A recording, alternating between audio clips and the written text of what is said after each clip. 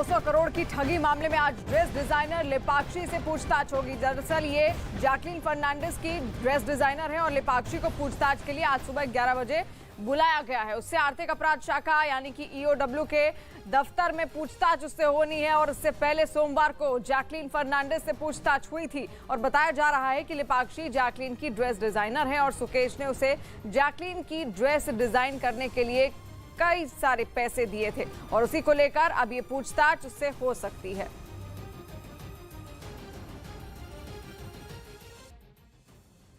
आग के हवाले कर दिया तो वहीं सड़कों पर निकलती रैलियों में आजादी के नारे सुनाई दिए।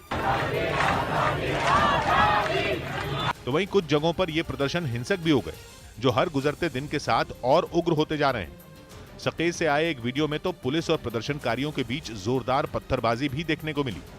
वहां जब प्रदर्शन के लिए जुटे लोगों को रोकने पुलिस वाले पहुंचे तो उन पर ये 17 साल से प्रोविजन स्टोर चला रहे थे और हर दिन 8 से 9 हजार का बिजनेस करते थे। अचानक से ये दोगुना हो गया। जानना चाहते हो कैसे? तो फ्रीडम ऐप को अभी डाउनलोड करें। पत्थरों की बारिश शुरू हो गई, जिसके बाद एक पुलिस वैन में मौजूद कुछ पुलिस वाले अपनी जान बचाने के लिए वहां से किसी तरह भाग निकले। उधर उत्तराखंड के पौड़ी में तेंदुओं की दहशत से लोग घरों में कैद होने को मजबूर हो गए। तेंदुए रात में जंगल से सटे इलाकों में घुसकर लोगों को अपना शिकार बना रहे हैं और इसीलिए लोग घर से बाहर निकलने से पहले 100 बार सोच रहे हैं। उन्हें डर है कि कहीं वो तेंदुए का शिकार न हो जाएं। तेंदुए वहां किस तरह बेखौफ हैं, इसका अंदाजा कोटद्वार के एक इलाके से सामने आए वीडियो को देखकर लगाया जा सकता है। वहां एक तेंदुआ ऊंची दीवार पर चढ़कर घूमता दिखाई दिया।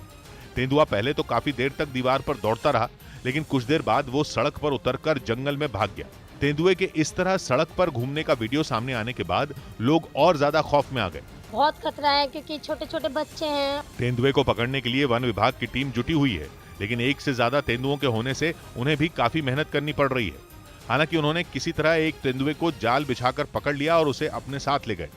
जानकारी के मुताबिक पिछले 3 महीनों में तेंदुओं ने 12 लोगों पर हमला किया, जिनमें 3 की मौत हो गई। इस बीच जापान के क्विशु द्वीप से टकराए बेहद ताकतवर तूफान ने जमकर कोहराम मचाया। बताया गया कि इस तूफान के कारण दक्षिण पश्चिम जापान में 3 लाख से ज्यादा घर अंधेरे में डूब गए। क्योंकि इसकी दस्तक से क्यूशु द्वीप पर भारी बारिश के साथ तेज हवाएं चली। इन हालात में कई जगहों पर बिजली के तार टूट गए और लाखों घरों की बिजली गुल हो गई। वहां से जो तस्वीरें सामने आई उनमें सड़कों पर पानी सैलाब की तरह बहता नजर आया। इन हालात में तेजी से बहते पानी की चपेट में आना खतरे से खाली नजर नहीं आया। आसमान से पानी बरसने के साथ वहां हवाएं भी इतनी तेजी से चलीं कि बड़े से बड़े पेड़ भी ज्यादा देर तक उनके आगे टिक नहीं पाए। इस बीच राजस्थान में गायों में फैलती लंपी वायरस की बीमारी सियासी मुद्दा बन गई और बीजेपी ने राजधानी जयपुर में बवाल मचा दिया। एक तरफ विधानसभा के अंदर बीजेपी विधायक अशोक गहलोत सरकार पर टूटे हुए थे, तो दूसरी तरफ उसके कार्यकर्ताओं ने सड़क पर संग्राम छेड़ दिया और बीजेपी दफ्तर से विधानसभा की ओर निकल पड़े। प्रदर्शनकारी उन्हें रोकने के लिए लगाए गए लोहे के भारी भरकम बैरिकेड रौंदकर आगे बढ़ गए। एक तस्वीर में तो लाठी लिए 3-3 पुलिस वाले एक अकेले प्रदर्शनकारी तक को संभालने में नाकाम दिखे। बीजेपी कार्यकर्ता पुलिस पर हावी होते नजर आ रहे थे, लेकिन फिर सीन पलटा और पुलिस वालों की लंबी चौड़ी फौज उन पर भारी पड़ गई।